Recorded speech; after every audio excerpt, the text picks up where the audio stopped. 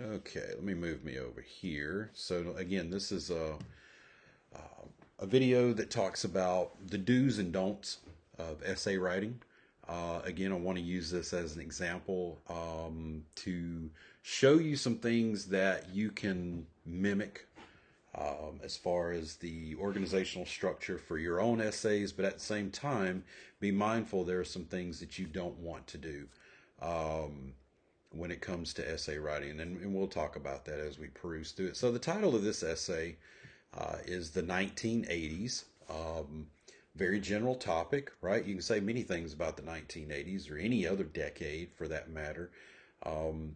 But when writing this essay, I'm pretty sure that the author, had something specific in mind. Of course, they're focusing on this period because it was impactful to them. It meant something to them, and that's the first thing I want y'all to remember is when writing about an essay. Sometimes you're going to be given a topic that you care about.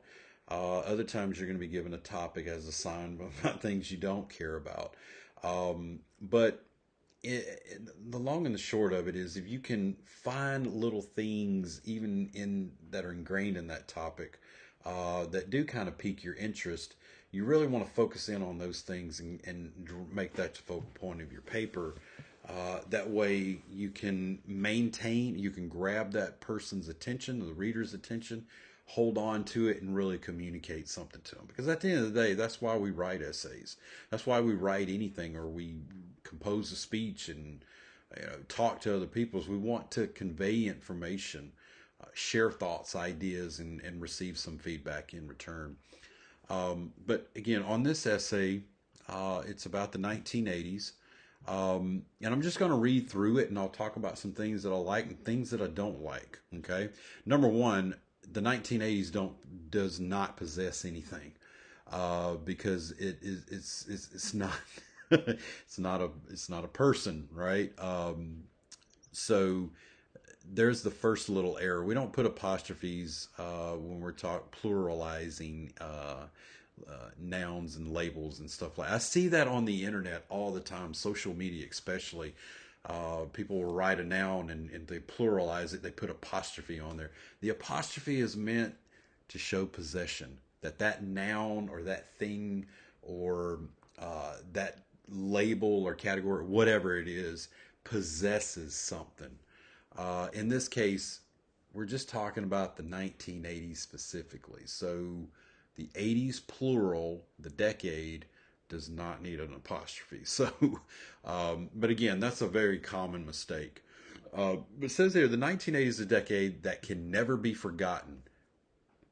Beautiful introduction, right? Immediately, it's a general statement that calls you, if you stop right there, you would ask the questions, well, why? How? What about it? Who are you talking about that, who from that decade impacted you? So it's all of the scientific questions. You remember that from elementary school? We were taught to always ask who, what, when, where, and how. Um, those questions are still applicable today, even at the college level. That's what we're, even in composition, essay composition, we're kind of using that scientific thought process to guide and direct how we compose essays. So the 1980s is a decade that can never be forgotten. How? Why? Who, what, when, all those things. Well, specifically, big hair bands and tube socks were always looked back on with a smile. I personally will never forget the 80s because it's a decade I was born, and the time that shaped my life. See, and right there, you're starting to get some specific examples from the author or examples and events that really make that topic personal. So that was the thing I want to highlight is when you introduce a topic and a general statement about it, make it personal. Bring some of that personal touch to the introduction because that creates relatability to a reader. It makes it a little more human. It makes it a little more. It adds that pathos that Aristotle talked about. and it just grabs that person's attention, and you can make it relatable. It had an indirect as well as a direct effect on me and my life at the time and the life I live now. So we're starting to get a little more general reasons of the who, what, when, where, and how. And then it all leads up to this thesis statement. Okay. And I mentioned a little bit about this thesis statement in the previous video. But it states, there's the thesis of the paper: the 80s brought about things that shaped me and made me the way I am today. Stop right there. General statement. Okay. All good thesis statements start with a general statement followed by or reinforced by specific examples. Okay. So you make that statement. Immediately in your head you think, well, how, why, when, what, all those questions. Well, the following part of the thesis is going to explain that in a nutshell. But this is written in a multi-part thesis. Now this is a technique that you learn back in elementary school and high school, and again, it's not theoretically wrong, but at a more professional level, or an academic level, at the post-secondary level, we want to refine that. Okay. So looking at this example, well, the 80s brought about things that shaped me and made me the way I am today, from the Milwaukee Brewers to the World Series in 1982. All right, there's one specific example. To the Cabbage Patch Kids craze in 1983, there's number two. To the Challenger explosion in 1986, three. So we have three specific examples that back up that general statement. Both of those combined form a thesis statement.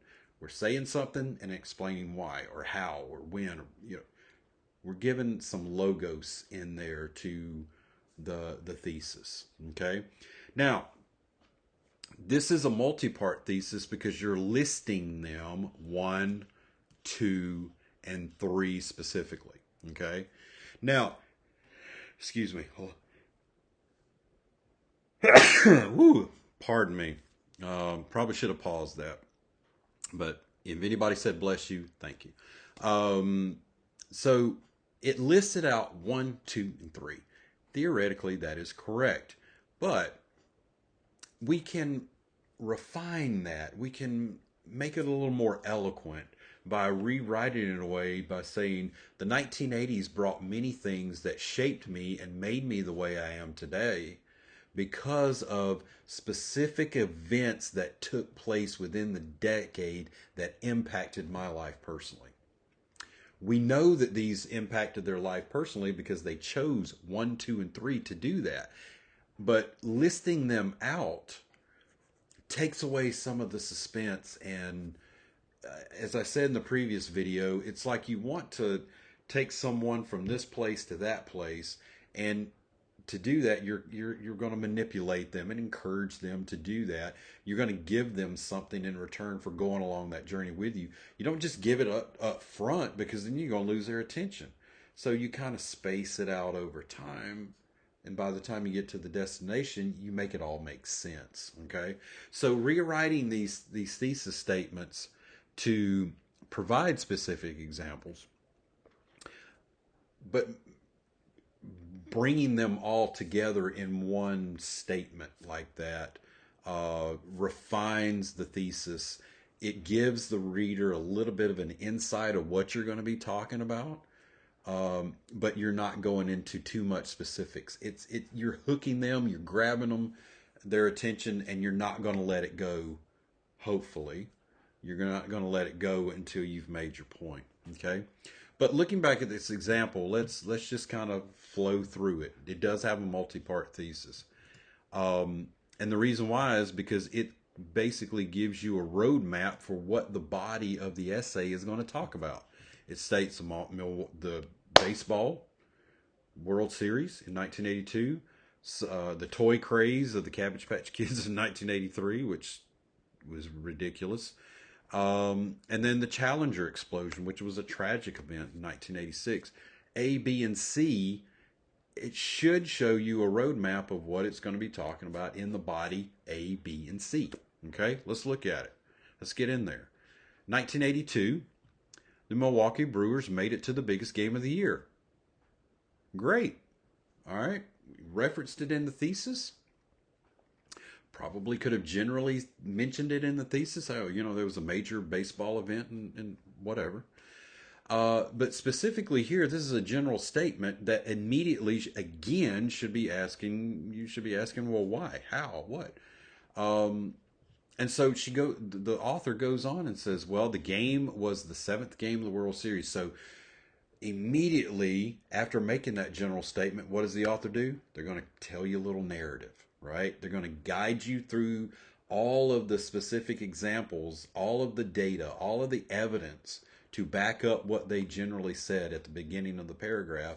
They're going to kind of use a narrative flow, which I think is wonderful, to reinforce that general statement. The game made seventh game of the World Series. They were up against the St. Louis Cardinals. According to my dad, everyone who had an interest in sports was either in their houses or at a bar watching the game. Direct quote. This is an even better technique because what does it do? It not only writes from the author's perspective, but it's writing from someone else's perspective too. That's academic research. That's bringing in outside opinions to support your own. You have to give them credit, which is why she's doing that here. And in the MLA format, we use that citation technique to indicate that, hey, this information that I just wrote about came from this source. And if you want more information about it, you can find it right here on the Works Cited page. It was a personal interview with Jim Weber, the author's father, March 29th of 2002. There you go. So including some research, outside opinions. But going back to the way it's crafted, it's walking you through step by step in a logical way from a general statement to specific examples. Very similar to the thesis. Starts generally, works to specifics. Okay? So to make it to the seventh game of the World Series, the Brewers beat the California Angels in 5 games. There's another reference to another outside source. After beating the Angels, the Brewers went on to play the St. Louis Cardinals for the honor of becoming the number 1 team in baseball. And then moves on into another specific example. A specific baseball player, Robin Yount, a shortstop for the Brewers, was the MVP of the league that year. And very well respected by the Brewers fans. So you can see right there all of the information here. What does it do? Specifically, it reinforces the statement here. And it's working through a progression, a logical flow from A to Z. As you peruse through the rest of the paragraph, it shows you logically why this statement was made and how it was reinforced. Okay?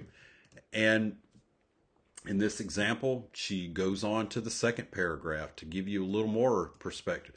Outside of the narrative, she gives you her perspective of that narrative.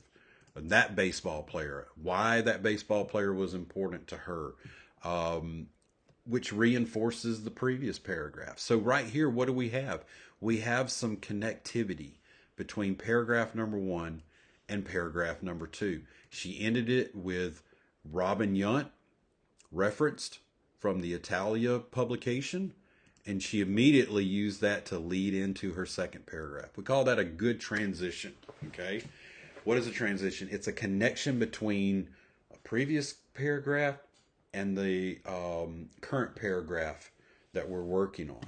This is another technique that I think works well that you're going to want to mimic and show a connection between paragraphs, because if not, then you have these segmented pieces of the puzzle, right? So when you put together a puzzle, a jigsaw puzzle, I don't know if anybody does that anymore, but you sit down with a jigsaw puzzle, you got each piece and part, and each piece and part fits a certain way. And you see the connections between the different pieces. Transitions serve as those little notches in the essay that connect different pieces and parts together, and they show you how they are related. Okay? And so, as again, in the second paragraph, she goes on to explain why Robin Yount was such impactful person. And again, these two paragraphs, subtopic A had to do with the Milwaukee Brewers. Subtopic A did a pretty good job of reinforcing the first part of the supporting evidence in her thesis. Now, going into part number 2, how do we connect subtopic A to subtopic B? Well, right here at the end of subtopic A, which was the Brewers, it was an autographed picture of my favorite player. It was not a copy, it was the real thing. Okay? Ending statement. How do we connect that to subtopic B? Well, again, another transition. In addition to the Brewers going to the World Series in 1982, now we're going to talk about the year 1983 brought one special thing that stands out in my life. Go back to the thesis. What does she do? She starts with the Milwaukee Brewers in 1982 and then logically and chronologically goes into 1983 with the Cabbage Patch Kids. That matches perfectly with this transition right here. So I hope I'm illustrating the technique very well here, that what you're trying to do when you're putting together the pieces and parts of your paragraphs in the body of your essay, you're arranging them in a logical way that coincides with the thesis statement that you're making up here in the introduction. Now, and as you can see right here, she goes, in addition to the Brewers going to the World Series in 1982, 1983 brought one special thing that stands out in my life. Coleco introduced the Cabbage Patch Kids. Now, I'm not going to go through this whole essay. You can read through it and see the technique for yourself. But she's basically doing the same thing. She's talking about all of the specific things that happened in 1983 in regards to the Cabbage Patch Kids craze. And then with paragraph number 2, she brings in a narrative, a personal memory that reinforces everything that was said in paragraph 1 to emphasize why that was important. Why was it even worthy enough to write about? Well, you can see in the narrative right here a personal story as to why that event was memorable. Okay, in 1982 finishes up. It was and probably still is my favorite Christmas present ever. Talking about the Cabbage Patch doll, I still have it and always will. Okay, ending of subtopic number 2 or subtopic B, which was 1983, the Cabbage Patch Kids craze. What do we have after that? Well, we have, going back to subtopic A, a positive memory. Subtopic B, a positive memory. But you can look at the thesis and tell that subtopic number 3 is not going to be positive. How do we connect something negative to something positive? Well, she demonstrates a good technique here in doing that. Starting of section 3, 1982 and 1983 are years I hope I never forget. Right? She's immediately starting subtopic C, or subtopic number 3, the third part of her thesis statement, connecting them to number 1 and number 2. You always want to show those connections. Again, it's like that jigsaw puzzle. You want to show the connectivity between all of your subtopics in relation to your overall topic. Okay? So 1982, 1983 are years I hope I never forget. However, I can't say the same thing about 1986. January 28th, 1986 was the exact date. And in Concord, New Hampshire, people started their day with excitement and anticipation. Again, she reverses what she did in the previous section, which was all the presentation of her evidence followed by a narrative. Now she's flipping it back, going back to a narrative. Okay? Back to a narrative format in subtopic C, or number 3. Talking about what happened on the day that they sent up Krista McAuliffe, the teacher that was selected to go on the space shuttle in 1986 on the Challenger. And unfortunately, it exploded due to a malfunction in its solid rocket boosters. And then she goes into a personal memory. Now, there is a problem here, and it's a problem with a little bit of what we call ethos, which is integrity. When the Challenger exploded in 1986, I was an innocent, happy 4-year old. According to my mom, I was sitting in the living room playing with my toys when it happened. She had the TV on and was watching the Challenger as it got set to take off. So this is not really a personal memory to her. This is one that was related to her because, as anybody knows, a 4-year old, I don't know about you, but I don't remember much of anything when I was 4.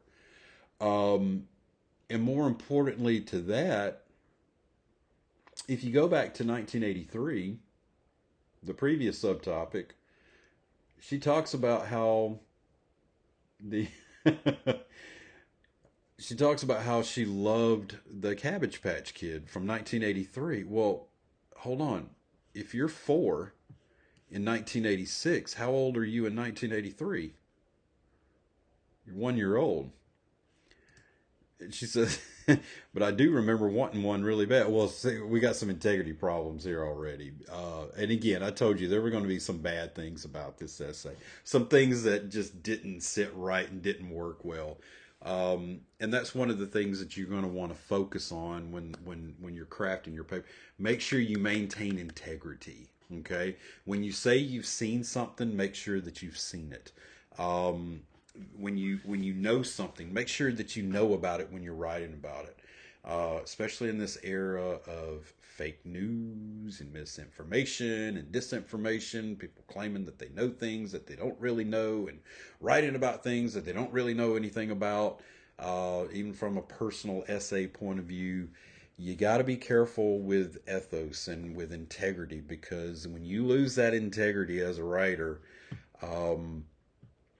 it can be damning for the life of the writer. So be careful. But going back to how the essay is organized, the thing that she does right is she does a very good job of connecting this topic, which was the 1986 event when the Challenger exploded.